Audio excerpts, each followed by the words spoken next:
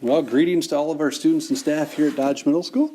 This is Chris Bussman, your principal, and I'm here to walk you through kind of a shift in the way that we prepare for potential emergencies in a large school building. Dodge Middle School is a school building of about 200,000 square feet. We have 24 exits, 2 floors, and close to 900 people in any given day. A lot of times we refer to it as a small city, so it's important that we all have a good understanding of how we can maintain our safety in a building of this size. I do plan to use this Explain Everything app to walk you through a number of different slides, so we certainly appreciate your attention to detail as we move through this. In Farmington, you're very familiar with 2 approaches to lockdowns. A modified lockdown and one that's been used is called an emergency lockdown.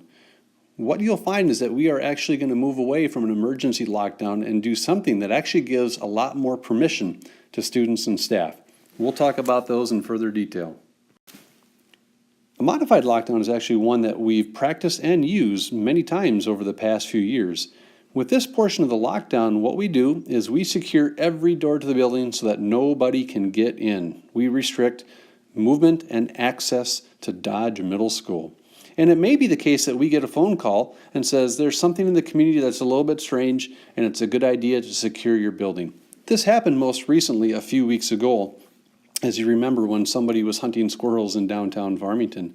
We lock the doors, we limit movement throughout the building. We'll take any students that happen to be outside, such as for Phi Ed or 7th grade classes might be down at the river, and we have them return to the building, and then learning simply continues as planned.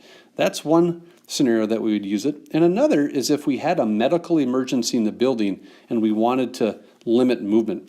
Sometimes there might be something that happens in the main hallway and we want to provide some privacy. And so we'll go into a modified lockdown so that emergency personnel could help somebody. These are 2 that we usually use, and they're announced over the PA, and it could be for a period of time of 3 minutes or it might be a couple of hours. But in all cases, it's business as usual. Now that we are moving away from emergency lockdowns, we are going to replace that with run, hide, and fight. It is a multi-tiered approach to an emergency situation. You have the ability to run, to hide, or to simply put up resistance in a given situation. What's important to know about this type of approach is that the threat is inside the building. We may not necessarily know where, and we may not be able to communicate it to you, but we have indicated that it is in the building. We may initiate this by a tone, which you will hear at a later time, or you might hear information, see information, or just feel that something really odd is happening. And this is what we want to give people permission to do that the emergency lockdown process did not allow in the past. You use what information you have, where you're at, to make the best decision possible. One of the most common questions I receive from students, staff, and community members is why the run, hide, fight approach? Well, what we've learned through a tremendous amount of research and working with our law enforcement personnel is that people in harm's way are actually in the very best position to decide what to do for themselves. Having a multitude of options actually increases your potential for your own safety. Using things such as noise, distance, movement, running, and lots of distractions increase your potential for safety. And so we believe that when we can empower a group of people within the building, that we can actually empower you to keep yourself safe. The run portion of this process is an active approach. It gives you the ability to apply movement at a high rate of speed and moving in multiple directions. Things that are really important to know about any space, not just school, but any space, is do you know how to exit the room that you're in, the room right now? How about the cafeteria? If you had to think about how many exits there are, where are they, and how could you access them? How about the media center? How about really any area of the building you're typically in? The locker room, gyms, up on the 2nd floor. It's always important that you know the number of exits that are available to you at any given space. With run, if they are in, you get out. Think like a fire drill. If there is an intruder in the building that wants to do harm, and you are able to get out of this building, we encourage you to hit the nearest exit and go. Because of this approach, we want to offer what we call rallying points at DMS. These are places that if you did flee the building in an actual emergency situation, you would be able to report to and help would be on their way. And we will show you a map in just a bit, but these are the athletic fields on the west end of the building. You commonly use these for Phi Ed. And then also the large parking lot behind Riverview Elementary. This is an aerial view of the Dodge and Riverview school campuses. You can see the two rallying points at the soccer fields at the west end of Dodge and the rallying point behind Riverview Elementary. These are for students and staff that have chosen to run and flee the building. We encourage you to access one of these 2 points, but know that if you choose to go somewhere else, that is perfectly fine, and we will account for your whereabouts at a later time. A second portion of this process is called hide. We do not want to indicate that hiding is a bad thing. In fact, it may be the very best thing for you in that given moment. When you think of hide, you want to be in a space that you can secure, that you can lock the door, that you can barricade. You look around the space, it's got furniture that you may be able to place in front of a door to limit access. In a hide scenario, instead of crouching down all in a corner like we used to do, we are going to spread out. We're going to be standing, because moving from a standing spot is much, much easier than from a crouched or sitting spot. Again, think about the exits that you have available. Know that if you choose to hide, you might have the opportunity later on to run, or you might have a need to fight.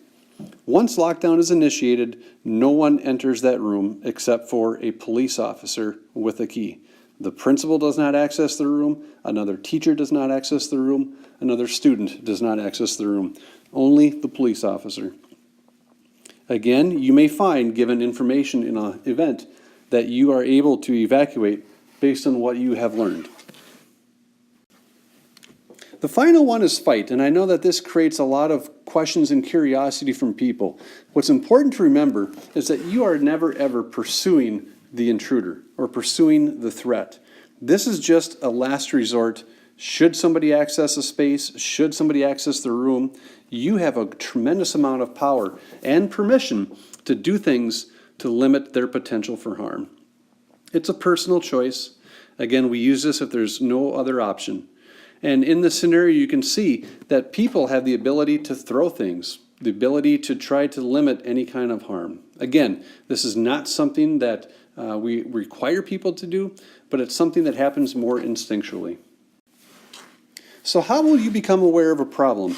Yes, it may be the case that we issue the lockdown tones in the building, and they are loud, and we will practice and hear those at a later time. But more likely, you'll feel and hear and see things that just are out of the ordinary from your typical day at Dodge. You might hear sounds of panic. You might hear kids yelling. It might be noises. It might be something that explodes. You might hear the emergency lockdown alarm. It's important that we communicate in plain English, no commands, no codes. We try to provide as much intelligence to as many people as possible. And of course, everybody always has permission to contact 911. We know this may be a very challenging topic to consider and to have a conversation about. The reason that we wanted to include our students as part of this is because in a building this size, you very well might be the person who knows what you should be doing at that given moment in an emergency. And we want to empower you to make that decision.